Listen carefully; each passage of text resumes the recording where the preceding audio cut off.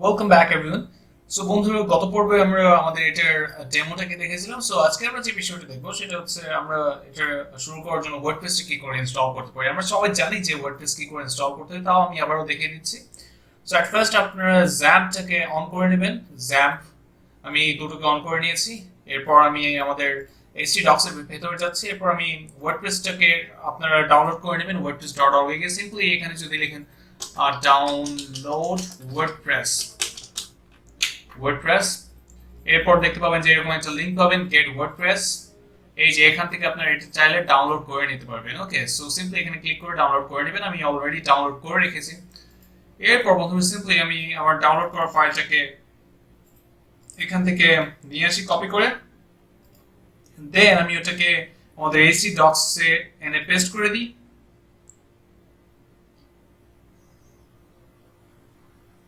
দেখতে পাচ্ছেন যে এটা পেস্ট হচ্ছে, একটু সময় লাগবে।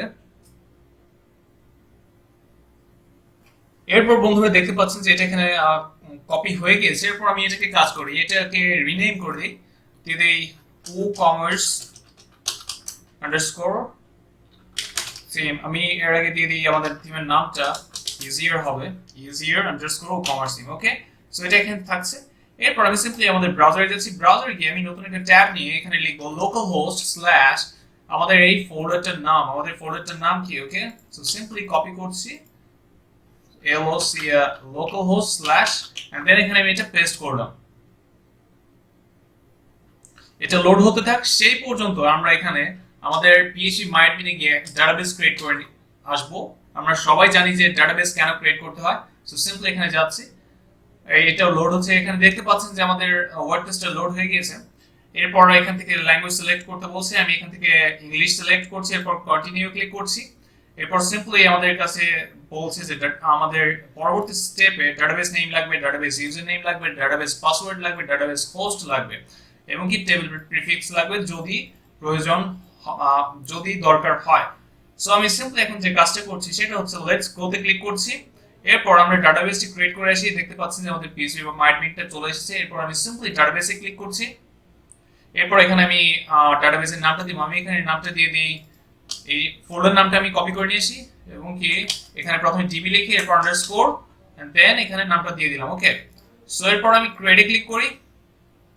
অলরাইট বন্ধুরা, সো এরপর আমি যে কাজটা করব সিম্পলি আমি এখন এইটাকে কপি করে নিয়েছি ডাটাবেসের নামটা, এরপর এখানে পেস্ট করি। ওকে, এরপর ডাটাবেসের ইউজার নেমটা দিই, ডাটাবেস ইউজার নেম রুট, পাসওয়ার্ডটা আমি রিমুভ করে দিই। এরপর আমি সাবমিটে ক্লিক করি।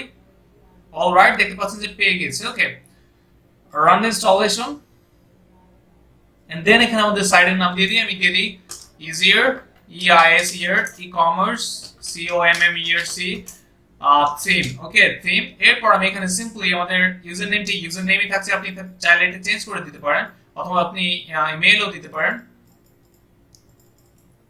সরি বন্ধুরা, ইমেইল না, এখানে ইউজার নেম দিতে হবে। আমি এখানে এরপর পাসওয়ার্ডটা আমি চেঞ্জ করে দিচ্ছি। আমি সিম্পলি দিয়ে দিচ্ছি পাসওয়ার্ড। ওকে, আমি এরপর যেহেতু এটা উইক পাসওয়ার্ড দিচ্ছি সেহেতু আমাকে এটাকে কনফার্ম করতে হবে। আমি কনফার্ম করছি এন্ড দেন এখানে ইমেইল দিয়ে দিচ্ছি। অলরাইট, সো ইমেইল দিয়ে দিলাম। এরপর আমি সিম্পলি এটা লোকাল হোস্টে আমাদের সার্চ ইঞ্জিন ভিজিবিলিটি এটাকে চেক করে দেওয়াও যে কথা, না দেওয়া একই কথা। সো আমি এরপর ইনস্টলে ক্লিক করছি।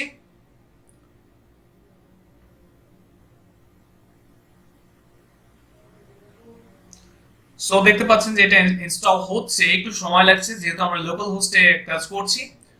সো সো বন্ধুরা দেখতে পাচ্ছেন যে আমাদেরকে এখন সাকসেস মেসেজ দেখাচ্ছে, success WordPress has been installed, thank you and enjoy. এরপর আমরা এখান থেকে লগ ইন করতে পারবো। সিম্পলি আমি লগ ইনে ক্লিক করছি।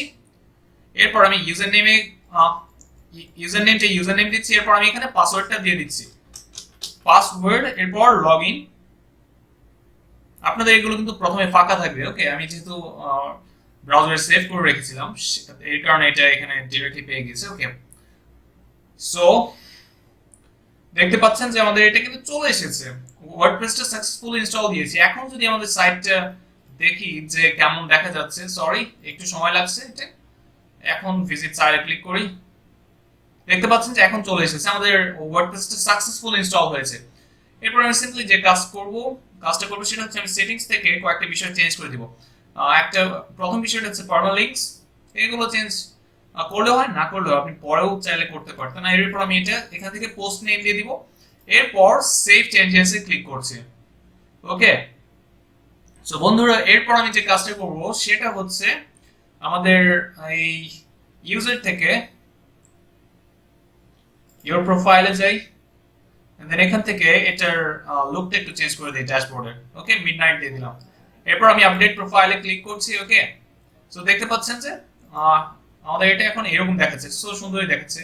সো বন্ধুরা আমরা এই পর্বে দেখলাম যে কিভাবে ওয়ার্ডপ্রেস ইনস্টল করতে হয়। ইনশাআল্লাহ পরবর্তী পর্বে নতুন কিছু দেখব, নতুন কিছু না, মেইনলি আমরা এর আগে যে থিমটা ডেভেলপ করেছিলাম ওইভাবে স্টেপ বাই স্টেপ এগিয়ে যাবো। ওকে, সো আপনাদের এই থিমটা করার পর আরো এক্সপার্ট হয়ে যাবেন আপনার থিম ডেভেলপমেন্টে। ওকে, সো সবাই ভালো থাকবেন, সুস্থ থাকবেন, আমার জন্য দোয়া করবেন। আল্লাহ হাফেজ।